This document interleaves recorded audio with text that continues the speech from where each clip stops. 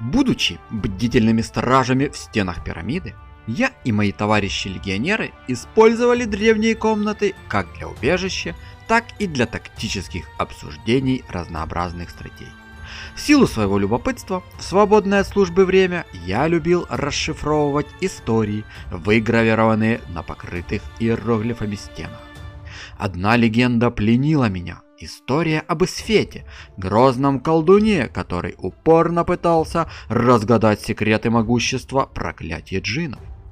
В изменчивой пустыне, в эпическом поединке, осветившем небо словно фейерверк, Исфет схлестнулся с самым могущественным из джиннов и вышел победителем в этой схватке.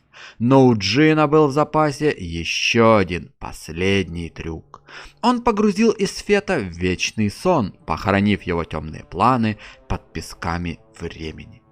Я не мог отделаться от мысли, что злой дух Исфета все еще может находиться в сердце пирамиды. Внезапно закралось зловещее чувство.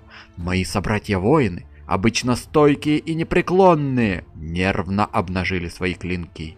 Беспокойство среди нас неуклонно распространялось, молчаливое признание того, что приближается что-то зловещее. Наши поиски привели нас к открытому саркофагу. Его колоссальная крышка была откинута в сторону. В этот момент меня осенило. Высвободилась могущественная и вечная сила. Это было существо, заключенное в древней пирамиде на протяжении бесчисленных веков.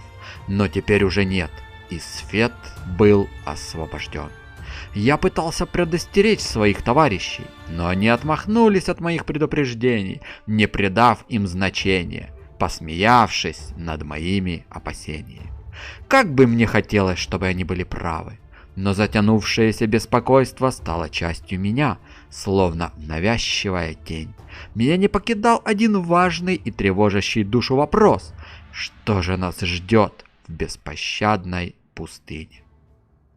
Как вы уже догадались, в сегодняшнем видео речь пойдет о бессмертном Варлоке Исфете. Зловещая аура Везнана вернула его как бессмертную силу мистической мощи, готовую заново сформировать судьбу пустыни. На последнем 10 уровне прокачки Исфет имеет 420 единиц здоровья и магический урон в размере 33-62 единиц. А вот что говорит Исфет в момент взаимодействия. You are doomed. Plagues and misfortunes. I am the bringer of death. Nothing but insects. Ну а теперь давайте более детальнее рассмотрим все его способности в реальном бою. Его постоянная и при этом пассивная способность «Павшие слуги». Когда враг, находящийся рядом с Исфетом, умирает, есть шанс, что он воскреснет в виде мумии, чтобы сражаться за своего нового хозяина. Мумии из падших слуг создаются, когда исчезают трупы врагов, а не в момент, когда умирает сам враг. Это означает, что если Исфет подойдет к группе недавно погибших врагов, его пассивная способность может мумифицировать их. Первая активная способность Исфета – Черный Рой, восстанавливается каждые 45 секунд. Герой вызывает смертоносную чуму, которая проходит по пути, заражая всех врагов, которых касается, нанося им на последнем уровне прокачки 160 единиц урона в течение 5 секунд. Способность активируется, если рядом с героем 2 или более врага. Следующая способность – Проклятие лягушки, восстанавливается каждые 35 секунд. Исфет произносит смертельное заклятие, превращающее врага с менее чем 2000 здоровья в милую лягушку. Третья довольно мощная способность – Дождь льда и огня, восстанавливается каждые 70 секунд. На последнем уровне вызывает 10 метеоритов, которые падают по определенной области, нанося 60 урона и поджигая или замораживая пораженных врагов. Способность активируется, если рядом с героем 2 или более врага. Горящие враги получают 120 урона в течение 8 секунд, а замороженные враги получают оглушение на 8 секунд. Четвертая способность Исфета – мучение кровью, восстанавливается каждые 20 секунд. Герой вызывает кипящую кровь, проклиная врагов, заставляя их получать на 75% больше урона со всех источников поражения в течение 6 секунд. Способность активируется, если рядом с героем 2 или более врага. И последняя, пятая способность героя – темная буря, восстанавливается каждые 60 секунд. Исфет призывает смертоносный шторм, который замедляет врагов в данной области на 40%, нанося им 400 единиц чистого урона. Как вывод, Исфет действует лучше всего, когда находится достаточно далеко, дабы избежать ближнего боя, и достаточно близко, чтобы атаковать и использовать свои довольно мощные заклинания. Его не следует отправлять в ближний бой, если только он вам не нужен для блокировки убегающего врага. Каждая из способностей Исфета основана на библейских казнях египетских, что делает его образ более жутким и зловещим.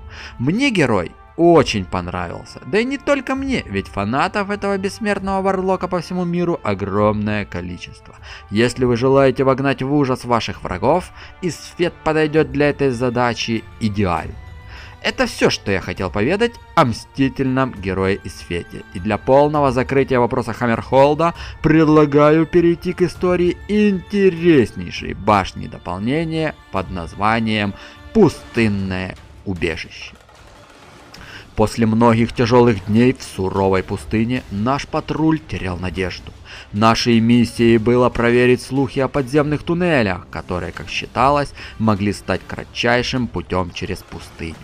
Но палящее солнце и бесконечные пески постоянно испытывали нашу выносливость, и в какой-то момент усталость начала брать свое.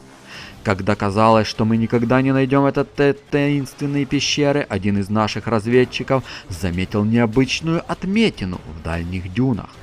Туннели! Мы думали, что это и есть тот самый короткий путь, который нам нужен, решающее преимущество для защиты Хаммерхолда.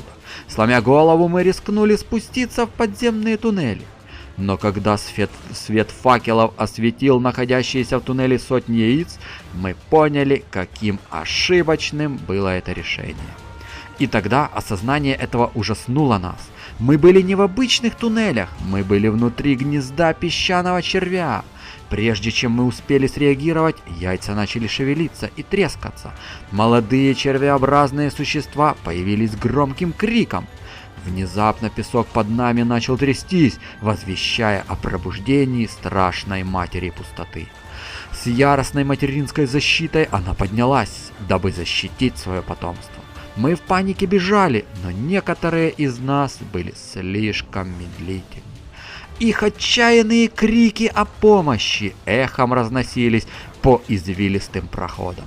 Лишь горстке из нас, включая меня, удалось спастись от преследующих песчаных червей. Дурное предчувствие не покидало нас. Мы знали, что она не простит нам наше вторжение, и ее жажда мести будет неутолима. Пустынное убежище атакует подобно алтарю пламени, выделяя зону поражения в виде темной ямы с гигантскими зубами, где врагам, которые по ней пройдут, будет наноситься постоянный урон без остановки. Но время между действием башни и появлением зоны намного меньше, чем у алтаря пламени, и наносит больше единиц урона, при этом сама атака не замедляет врагов с улучшением. У этой башни также довольно хороший диапазон атаки. Древний песчаный червь может замедлять врагов в группе на большом расстоянии от впадины благодаря способности слизняк. Каждые 12 секунд песчаный червь плюет шаром слизи, создающий липкую зону на 6 секунд.